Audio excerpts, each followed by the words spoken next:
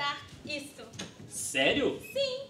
Você sabe que quem senta aqui é quem toma todas as decisões, não sabe? Sei, Jesus, eu sei. Mas eu vivo tomando as minhas decisões. Mas eu sei que a sua é perfeita e agradável. Então sente-se aqui e comece a decidir por mim. Isso é ótimo. Estou honrado. Amiga, você não sabe o que eu consegui. O quê? O cartão de crédito do meu marido, Black.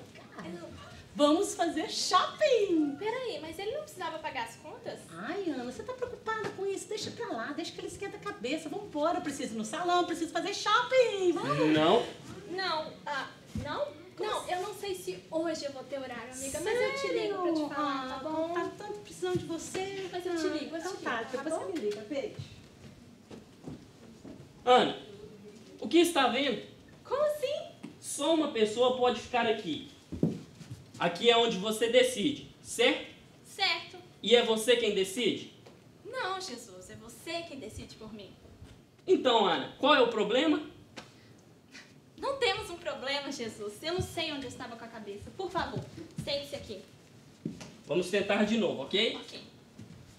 Bom, eu sei que você recentemente está com problema no seu temperamento e... Ok, Jesus, eu sei que o Senhor vai falar sobre isso, mas é que o meu jeito é assim, sabe? Eu não consigo mudar e... E eu também sei que você está sob pressão e... Pressão? Jesus, o Senhor não entende. Não tem nada de pressão. É porque tem muita coisa em jogo e... E isso não está funcionando, Ana. Só uma pessoa pode ficar aqui. Ou eu, ou você. Tá, eu não sabia que seria tão difícil. Tá aqui. Não, Ana. Você precisa me dar. Eu não vou pegar. Tá, eu tô te dando. Não, você precisa fazer uma escolha. Desculpa, Jesus, eu não posso. Você acabou de fazer a sua escolha.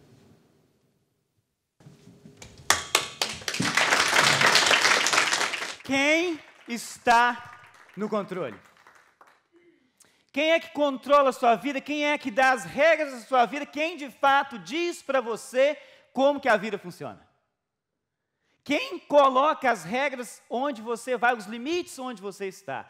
A realidade é que nós temos esse tema de quem está no controle. Faz todo sentido para a gente. Abra sua Bíblia, Gálatas capítulo 2, a gente vai ler o verso 20, é o único texto que vai ser de base para nós, vamos ler outros, mas esse vai ser o de base para nós, que vai nos dar uma informação sobre quem está no controle. A realidade é que quando a gente faz essa pergunta, a resposta que seria esperada é que Jesus está no controle. Quem está no controle? Quem está no controle? Quem está no controle da sua vida? Jesus está no controle, amém? Amém. Uma coisa que vai ser importante, na realidade é primordial. Se de fato a informação de que Jesus está no controle da sua vida, é Ele que senta no banco das decisões da sua vida, essa informação só vai ser possível, só vai ser real, somente se você puder dizer, como disse o apóstolo Paulo quando ele escreve aos Gálatas, ele fala: eu fui crucificado com Cristo. Eu fui crucificado com Cristo. Eu preciso dar um contexto para você do que acontece em Gálatas capítulo 2, quando o apóstolo Paulo fala isso: eu fui crucificado com Cristo. O capítulo 2 começa com Paulo sendo recebido pelos irmãos em Jerusalém. Se você não conhece a história dele, ele era alguém que era perseguidor da igreja, um fariseu de fariseus, das seitas dentro do judaísmo, a coisa mais severa, mais rigorosa, top notch, a coisa mais rigorosa dentro do judaísmo, fariseu. O apóstolo Paulo era. Mas de repente ele conhece a verdade de Jesus Cristo, ele tem um encontro especial com Jesus, de uma forma totalmente diferente do encontro que foi das outras pessoas, dos outros discípulos, dos outros irmãos com Jesus. Paulo tem um encontro sobrenatural com Jesus Cristo. Ele se rende ao Senhor e de repente de perseguidor da igreja, de perseguidor da igreja, ele passa a ser perseguido por diversas outras pessoas.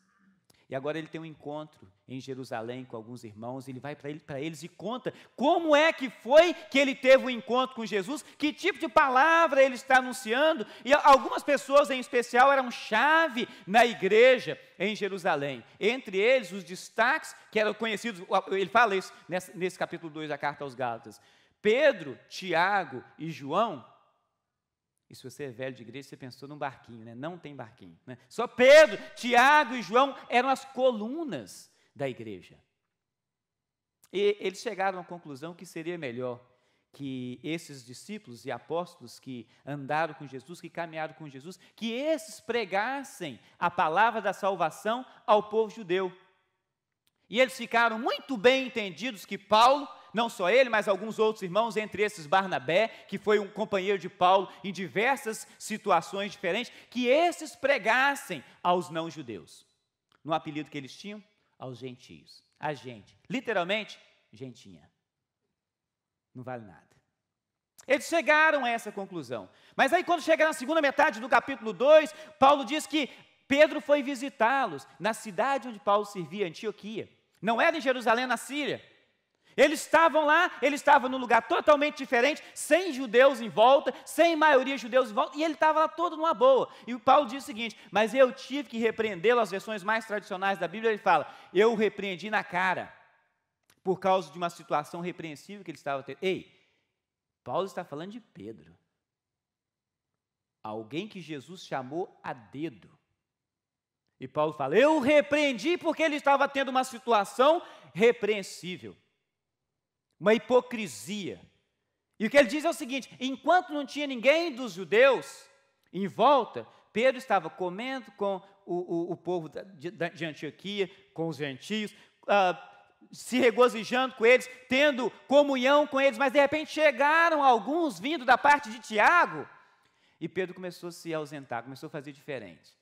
Falou, não posso me misturar muito com esse pessoal, não, senão vai pegar mal. Vai pegar mal para mim se eu começar a andar junto. E Paulo repreende porque ele estava tendo uma situação que não era coerente com a pregação da palavra de Deus que nós temos.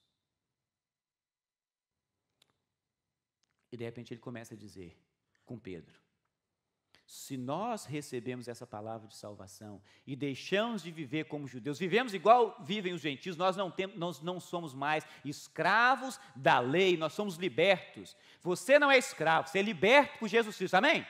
Você é liberto, você tem liberdade em Jesus Cristo. E Paulo fala isso, nós fomos libertos por Jesus Cristo, nós não vivemos debaixo da lei, por que a gente vai querer cobrar desses irmãos que não tem nada a ver com isso, que eles vivam dessa mesma forma? Isso é hipocrisia sua. E ele vai e fala exatamente isso. Eu troquei de ideia, eu mudei de atitude, eu já não sou mais o mesmo, eu fui crucificado com Cristo. Esse é o contexto. Eu fui crucificado com Cristo. O que era eu, o que eu pensava, o que eu queria, a forma como eu agia, o meu modo antigo foi crucificado, e agora quem senta no banco de tomar as decisões da minha vida é Jesus Cristo.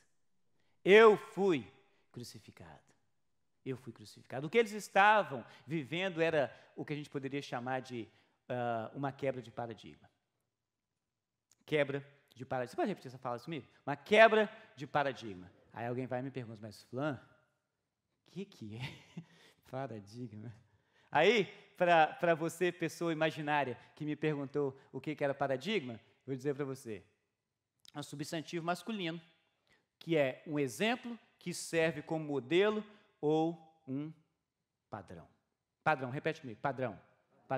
Eles estavam vivendo uma mudança, uma quebra de paradigma, uma mudança de padrão, até Jesus Cristo chegar e trazer toda uma ideia diferente, um pensamento diferente, um modo diferente de viver. Eles viviam dentro de um padrão do judaísmo, com coisa que você deve fazer, com coisa que você tem que fazer, com coisa que você não pode fazer e com coisa que você precisa, de fato, ter certeza de que não só não faz, como ninguém à sua volta faz também. Cheio de regras, cheio de protocolos, cheio de coisas, vivendo dentro de um padrão, e Jesus Cristo vem e traz um pensamento diferente.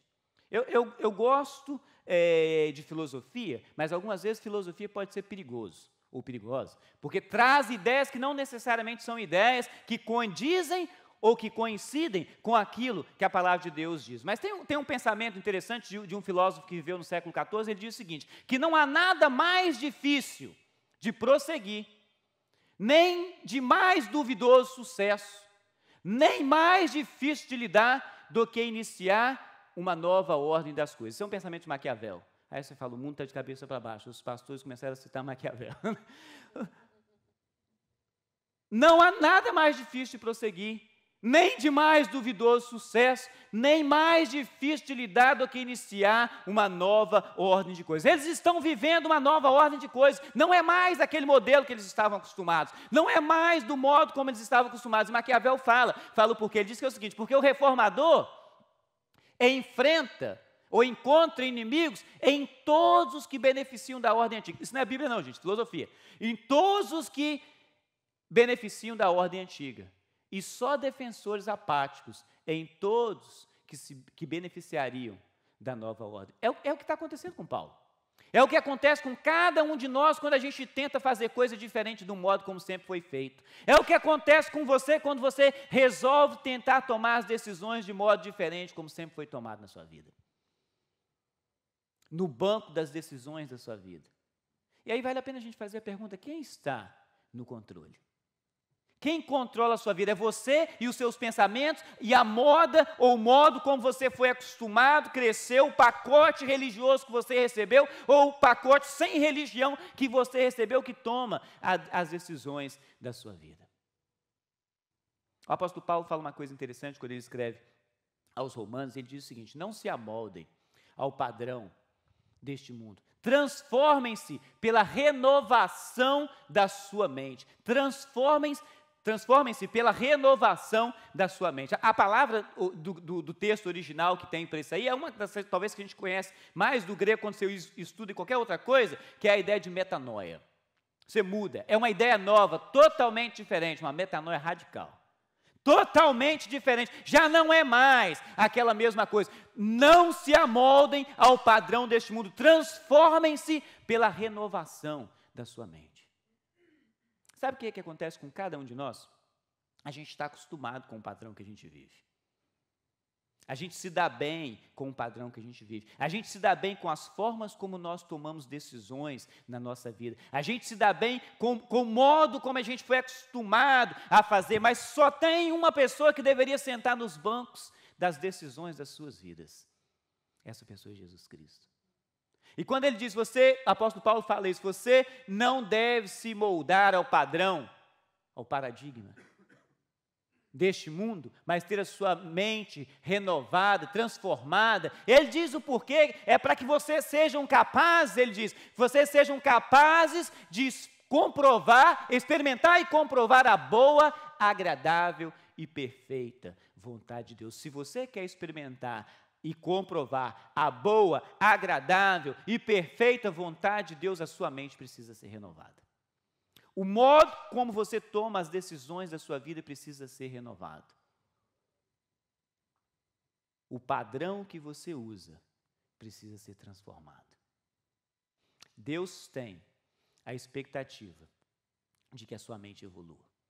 Deus tem a expectativa de que a sua mente cresça. E eu gosto de voltar para mim mesmo e me fazer essa mesma pergunta. Qual foi a última vez que eu percebi uma evolução no meu modo de pensar? Sabe por quê, queridos? A gente está acostumado, ou a gente é acostumado com o mesmo modelo. Eu cresci num ambiente extremamente religioso e ambientes extremamente religiosos, não necessariamente eles são bíblicos. Embora comece-se querendo ser. Mas daí a pouco, quando a gente começa a viver esse ambiente religioso, a gente começa a colocar regras. Regras que não são as regras que Jesus tem para nós. A gente começa a dar um pacote de coisas do que pode e o que não pode, do que deve, do que não deve. A gente começa a dar padrão do que é santo, o que deixa de ser. A gente começa a dizer um monte de coisas porque nós estamos acostumados com o padrão. E a gente cria o que alguns chamam, e eu gosto desse pensamento, da caixa de Deus. E tudo que sai do formato da caixa que você tem, que é a sua caixa de Deus, você fala, isso não é da vontade de Deus, isso não é do gosto de Deus, isso não é do modo de Deus, porque não é do seu modo. Do seu modo, como você foi educado de forma religiosa, não importa qual religião.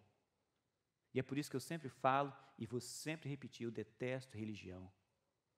Porque religião afasta as pessoas de Deus. Mas Jesus Cristo, eu sou apaixonado por Ele, porque Jesus Cristo traz as pessoas de volta para Deus. Jesus Cristo é o que conecta as pessoas com Deus, e Ele não tem regras, Ele não tem padrão. O que Ele diz é o seguinte, você é livre. Você é livre. Mas só é possível evoluir essa mente, só é possível evoluir quando você tem Jesus. Só é possível evoluir com Jesus no controle. Porque sem Jesus no controle, o que você chama de evolução da mente vai ser deturpação da sua mente. Vai ser se moldar ao padrão deste mundo e não ao modelo de Deus. Não ao padrão de Deus. Paulo continua dizendo, em Gálatas capítulo 2, ele diz assim, eu fui crucificado com Cristo, assim já não sou eu quem vive, mas Cristo em mim. Eu morri para as coisas que eu pensava, eu morri para este mundo, eu morri para o meu próprio pensamento, eu morri para as minhas próprias filosofias, eu morri para o meu próprio modo religioso, eu morri para todas as coisas porque eu vivo Jesus. O que ele está dizendo é isso. Em outras palavras, o que ele está dizendo é isso. Eu vivo Jesus. E eu pergunto para você, você já morreu para o mundo? Amém? O que você vive é Jesus? Amém? Você pode dizer comigo, eu vivo Jesus. Eu vivo Jesus. Isso é o que eu vivo. Eu não vivo o meu pensamento, eu não vivo as minhas ideias, eu não vivo nada do pacote, da caixa de Deus que me deram. Eu vivo Jesus. Mas a quebra desse paradigma, desse modelo, desse padrão, nem sempre é fácil para a gente. Porque algumas horas a gente acha que a caixa que a gente tem, aquela caixa é Deus. Aquele modelo é Deus. Aquela coisa é Deus. Nós precisamos de fato entender que o modelo de Deus é um modelo que vai além da nossa compreensão humana. Em outras palavras, os seus conceitos, os seus valores e as suas ideias precisam ser transformados. As ideias transformadas são as coisas mais fáceis que tem. Você quer escutar uma ideia diferente? Bate um papo comigo, eu sou cheio de ideias.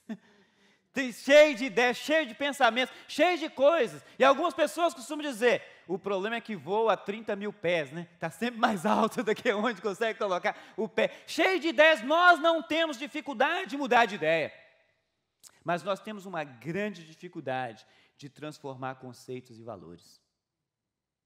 Nós temos uma grande dificuldade de transformar conceitos e valores, porque nós somos criados e planejados e desenhados para imaginar que conceitos e valores eles não podem mudar. A gente é desenhado para isso. E a gente pensa que isso é até bíblico, que conceitos e valores eles não devem mudar. Mas sabe o que acontece? Os nossos conceitos mudam, dependendo da cultura que a gente vive. O seu conceito de beleza muda, dependendo do lugar que você vive. O seu conceito de riqueza muda, dependendo das pessoas com quem você convive. Tem pessoas multimilionárias, que quando eles convivem com um multibilionário, ele fala, eu sou tão pobre. Mas quando ele convive comigo, o padrão, o conceito muda. Conceito muda. Valores mudam.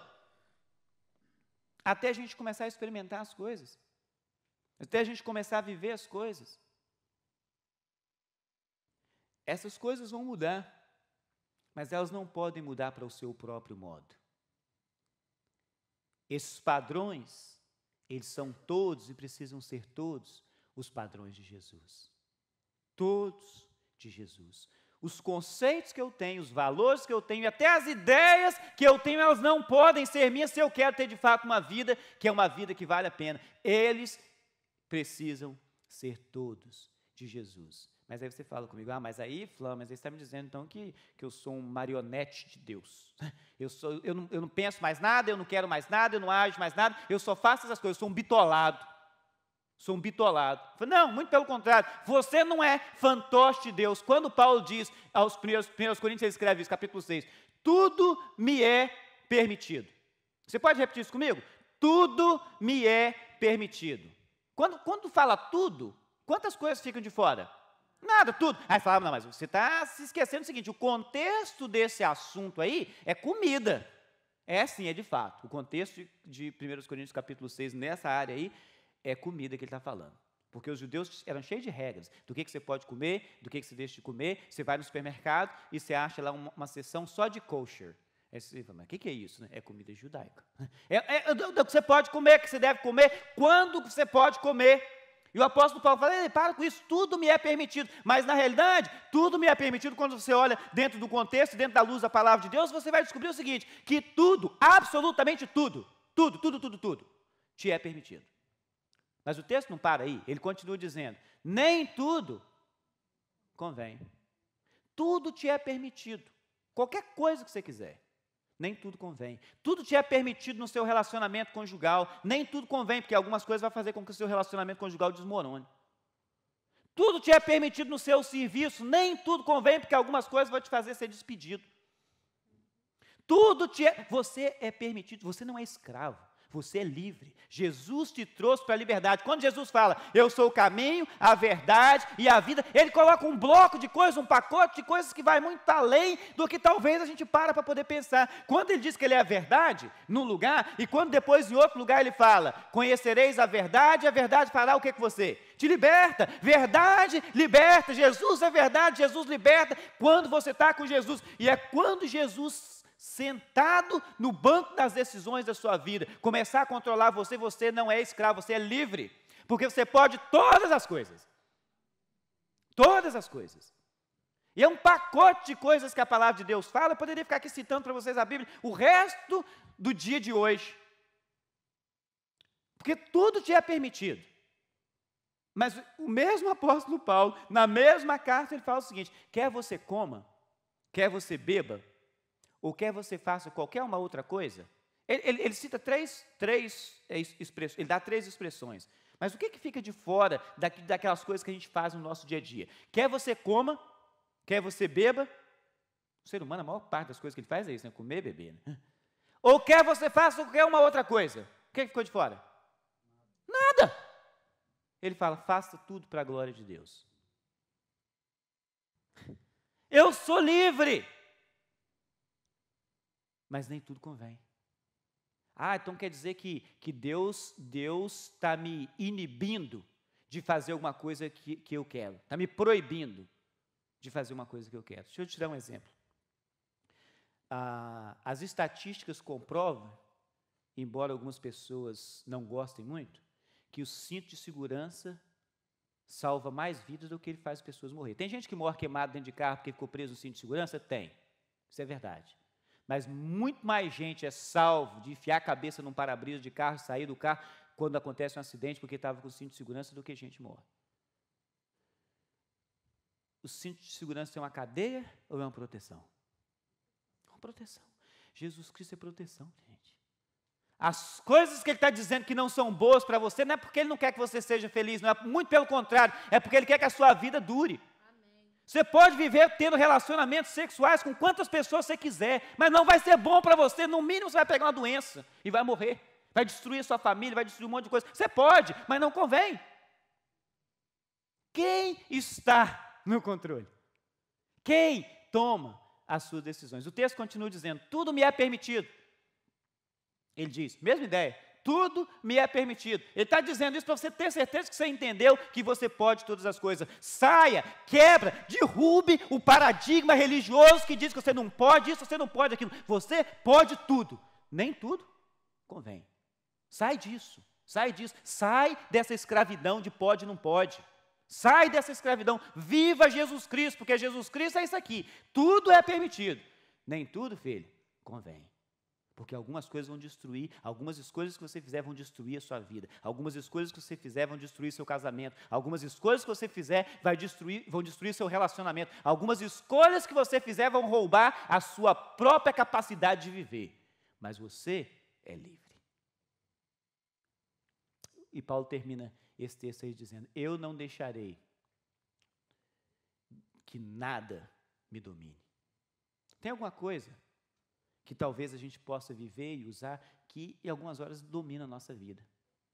Você pode comer o que você quiser comer, você pode beber o que você quiser beber, mas tem algumas dessas coisas que começam a te dominar, aí você começa a entrar em área perigosa. Aí você começa a entrar, porque é a área que te rouba a vida. Mas quem é que está no controle da sua vida? Quem é que toma essas decisões para você? Quem é que toma essas decisões? Existe alguma coisa ou alguém diferente de Jesus que domina a sua vida? Vícios? E às vezes quando a gente pensa em vício, a gente pensa fumar, beber, usar droga, mais um monte de outras coisas, mas tem um tanto de outras coisas que são vícios. Um tanto de outras coisas que são vícios. Preguiça é vício. O horário de fazer as coisas se torna um vício. Eu falo, não consigo estudar a Bíblia porque nessa hora eu assisto minha televisão. Vício. Eu não consigo dar um tempo a mais para minha família porque eu estou viciado no meu serviço. Vício. Eu não consigo dar tempo para os meus amigos porque eu estou viciado em diversas outras coisas. Pecado. E quando a gente pensa em pecado, dentro de igreja, pecado só envolve adultério. Já repararam isso? Ninguém fica em disciplina na igreja porque é fofoqueiro. Fofoca é vício e é pecado do mesmo jeito. Vício. Tem alguma coisa que domina a sua vida sem ser a última novidade ou o último problema dos outros para você poder compartilhar? Quem controla a sua vida? É a sua língua maior do que você mesmo? Quem controla a sua vida? Quem, diferente de Jesus, domina a sua vida? Quem está no controle? Quem está no controle?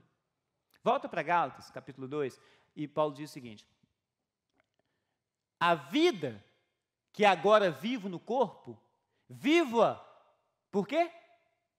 Pela fé no Filho de Deus. Eu vivo no corpo pela fé que eu tenho no Filho de Deus. E vale a pena a gente parar e pensar, aquela caixinha que a gente faz de Deus, o modelo que a gente tem de Deus, não importa onde é que a gente foi educado, a forma como a gente foi educado. A gente tem o pensamento de que se não é do meu modelo, se não é dentro do paradigma que eu conheço, não é o modelo bom. E seja lá quais esferas da vida a gente vive. Tem gente que foi educado, criado totalmente sem Deus na vida e acha que aquele é o melhor modelo de Deus que tem. A caixinha dele de Deus está vazia e as coisas estão todas lá de fora. Tem gente que prende Deus dentro dessa caixinha e fala, o modelo de Deus é esse daqui. E a caixa dele é quadrada. Ou outro coloca Deus dentro da caixinha e fala, o modelo de Deus é esse aqui, a caixa dele ou dela é redonda. E o apóstolo Paulo, eu vivo pela fé que eu tenho no Filho de Deus. Você vive o padrão de fé em Jesus ou você vive o padrão que você julga ser o ideal? Qual padrão você vive? O padrão da fé ou o padrão que você julga ser o ideal? Isso vale para todos nós, amados, não importa qual é o nosso histórico de vida, nós temos padrões que a gente determina ser padrões ideais. Crenças que a gente determina ser crenças ideais. Modelo de adoração. Costumes que nós todos criamos, mas aí de repente a gente vê, eu não vivo no corpo o que eu queria, mas eu vivo pela fé em Jesus. De novo eu digo, você não é marionete. Você não é marionete. Eclesiastes diz o seguinte, alegre-se, jovem, na sua mocidade. Esse texto é para você também, então é um elogio, né? Para quem já passou aí igual eu, dos 40 e pouco. Alegre-se, jovem, na sua mocidade. Seja feliz o seu coração nos dias da sua juventude. Esse é um texto considerado ser escrito por Salomão, dos grandes sábios, e que a palavra de Deus diz que não teve homem tão sábio quanto ele. Alegre-se, jovem, na sua mocidade. Tem gente que fala comigo assim, eu estou perdendo a minha vida andando atrás de coisas de igreja, eu não vou perder a minha vida andando atrás de coisas de Deus, eu quero aproveitar a minha vida, e Salomão fala, alegre-se na sua juventude. Seja feliz o seu coração no dia da sua juventude. Seja feliz, vai ser feliz. Vai ser feliz. Ele acrescenta ainda, ele diz, siga por onde o seu coração mandar. Olha que coisa. Vai no desejo do seu coração, faça o que o seu coração mandar, vai até onde a sua vista alcançar.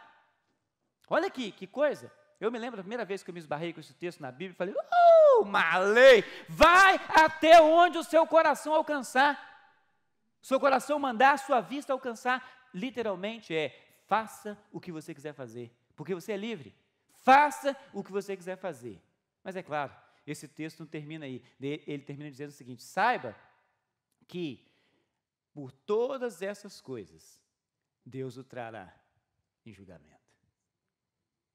Saiba que por todas essas coisas, Deus trará, eu sou livre, todas as coisas são possíveis, eu posso todas as coisas, nem tudo convém. Quem está no controle da minha vida?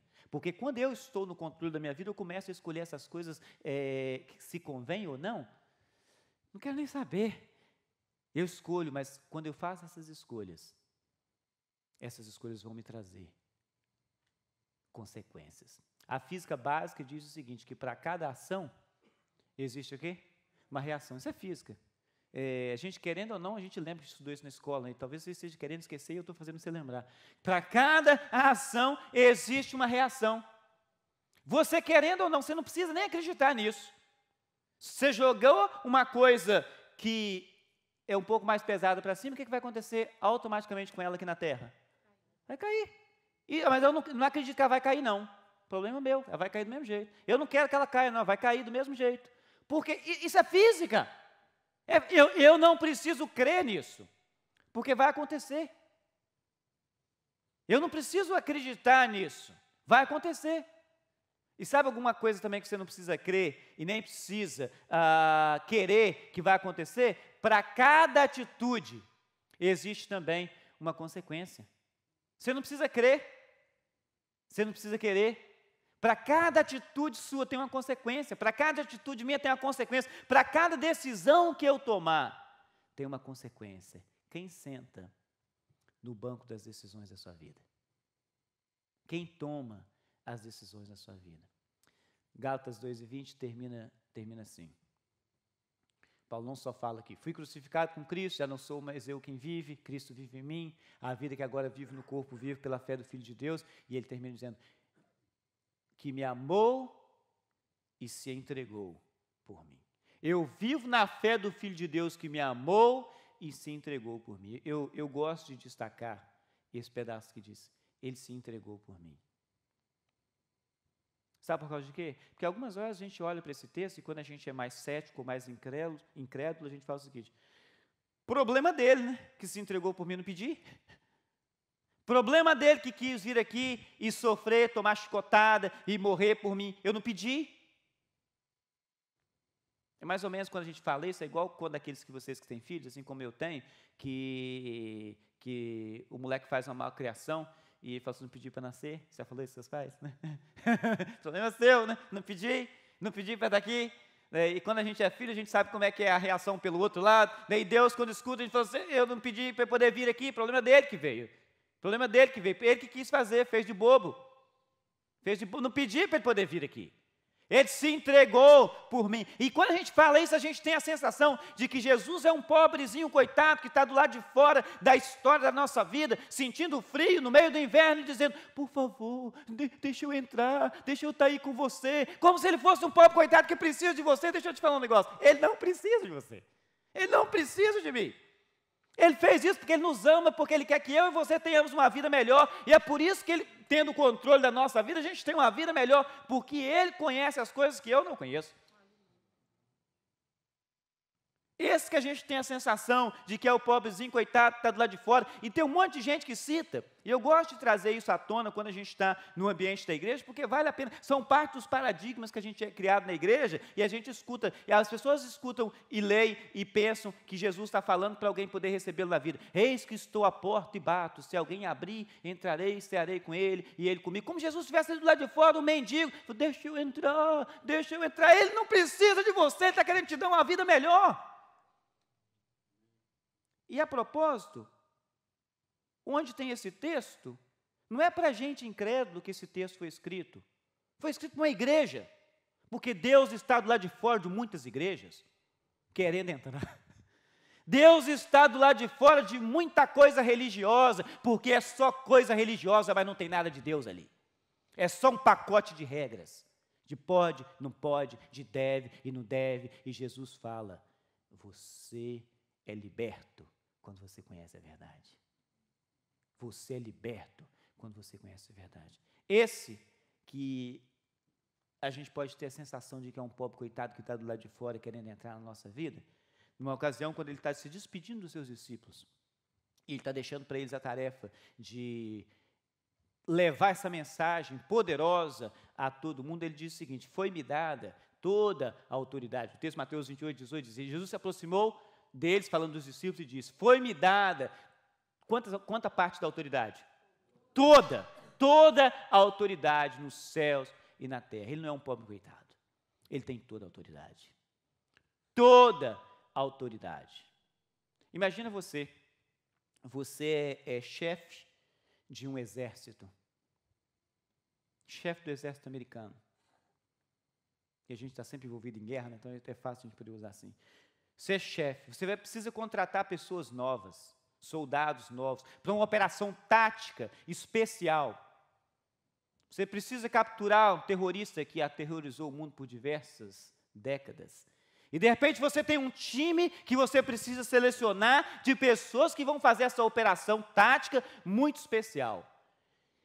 Quem você vai contratar?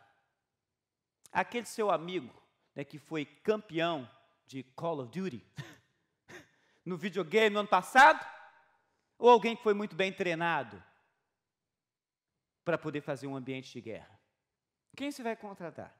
Quem você vai contratar? Quem você vai contratar para poder participar do seu jogo de futebol, do seu time de rua, que você tem todo o dinheiro do mundo para contratar? Você vai contratar Neymar ou você vai contratar o campeão do FIFA 2018 no videogame?